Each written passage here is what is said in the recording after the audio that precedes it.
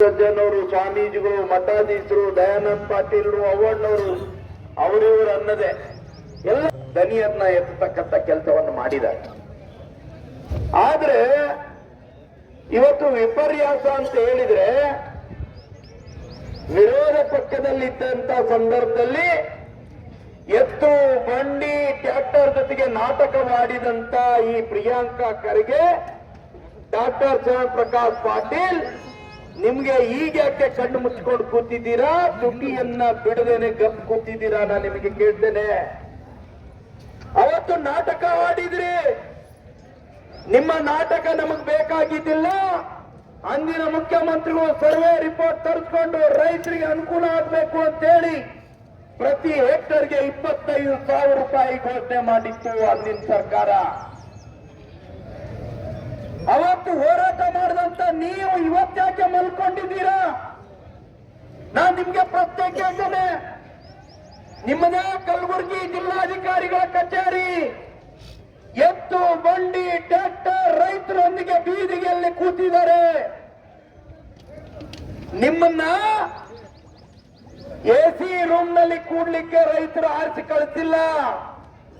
ರೈತರು ಇಲ್ಲಿ ಬಿಸಿಲಲ್ಲಿ ಕೂತಿದ್ದಾರೆ. ಅಲ್ಲೇನ್ ಚರ್ಚೆ ಮಾಡ್ತೀರಿ? ಬಿಟ್ಟು ಬನ್ನಿ ಇಲ್ಲಿ ರೈತರ ಜೊತೆ ಮಾತಾಡ್ಲಿಕ್ಕೆ, ರೈತರ ಜೊತೆ ಮಾತಾಡ್ಲಿಕ್ಕೆ. ನಾನ್ ಕೇಳ್ತೇನೆ, ಅವತ್ತು ಯಾವ ಪುರುಷಾರ್ಥಕ್ಕೆ ಹೋರಾಟ ಮಾಡಿದಿರಿ? ಇವತ್ತು ರೈತರು 40 ಗಂಟೆ ಆಗ್ತಾ ಬರ್ತಾ ಇದೆ. 24 ಗಂಟೆಗಳು ಕಳೆದು ಹೋಗಿದೆ. ಬಿಸಿಲು, ಗಾಳಿ, ಕತ್ತಲು, ರಾತ್ರಿ ಅನ್ನದೇನೆ ಇಲ್ಲಿ ಕೂತ್ಕೊಂಡಿದ್ದಾರೆ. ತಾಯಂದಿರವ್ರಿಗೋಸ್ಕರ ಊಟವನ್ನು ಮಾಡಿಕೊಂಡು ಬಂದು ಬಡಿಸ್ತಾ ಇದ್ದಾರೆ. ಎಲ್ಲ ಪ್ರಮುಖರು, ರಾಜ್ಯಾಧ್ಯಕ್ಷರಿಗೆ ಮಾತಾಡಿದ್ದೇವೆ, ವಿರೋಧ ಪಕ್ಷದ ನಾಯಕರಿಗೆ ಮಾತಾಡಿದ್ದೇವೆ. ಅವರು ಇವತ್ತು ಇದನ್ನ ಸದನದಲ್ಲಿ ಮಾತಾಡೋರಿದ್ದಾರೆ.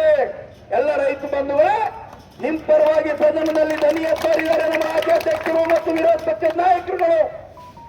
ಅಷ್ಟೇ ಅಲ್ಲ, ಅವರು ಹೇಳಿದ್ದಾರೆ ಇನ್ನು 24 ಗಂಟೆ ಟೈಮ್ ಅಲ್ಟಿಮೇಟ್. ಇನ್ನು 28 ಗಂಟೆನಲ್ಲಿ 24 ಗಂಟೆನಲ್ಲಿ ಎಚ್ಚೆತ್ತುಕೊಳ್ಳದೆ ಇದ್ರೆ ಪ್ರಿಯಾಂಕಾ ಖರ್ಗೆ, ಸಿದ್ದರಾಮಯ್ಯ, ನಾರಾಯಣ ಸ್ವಾಮಿ ಅವರು ಯಾರ್ರೀ ಕೃಷಿ ಮಂತ್ರಿ? ಎಲ್ಲಿದ್ದಾರೆ? ಮಂಡ್ಯಕ್ಕೆ ಮಾತ್ರ ಸೀಮಿತನ? ಚಲುವರಾಯ ಸ್ವಾಮಿ ಅವರು ಎಲ್ಲಿದ್ದೀರಿ ನೀವು? ಡಾಕ್ಟರ್ ಶಿವಪ್ರಕಾಶ್ ಪಾಟೀಲ್ ರೇ, ಸಮಯ ಮಿಂಚಿಲ್ಲ. ಇನ್ನು 5-6 ಗಂಟೆಗಳಲ್ಲಿ ನೀವು ಮುಖ್ಯಮಂತ್ರಿಗಳ ಜೊತೆ ಚರ್ಚೆ ಮಾಡಿ ಈ ರೈತರ ಬೇಡಿಕೆಗಳಿಗೆ ಸ್ಪಂದನೆ ಕೊಟ್ಟು ಆದೇಶವನ್ನ ಮಾಡದೇ ಇದ್ರೆ ಇನ್ನು 24 ಗಂಟೆನಲ್ಲಿ ನಮ್ಮ ರಾಜ್ಯಾಧ್ಯಕ್ಷರು ಸೇರಿದಂತೆ ಇಡೀ ಕರ್ನಾಟಕದ ಭಾರತೀಯ ಜನತಾ ಪಾರ್ಟಿ ಕಲಬುರಗಿ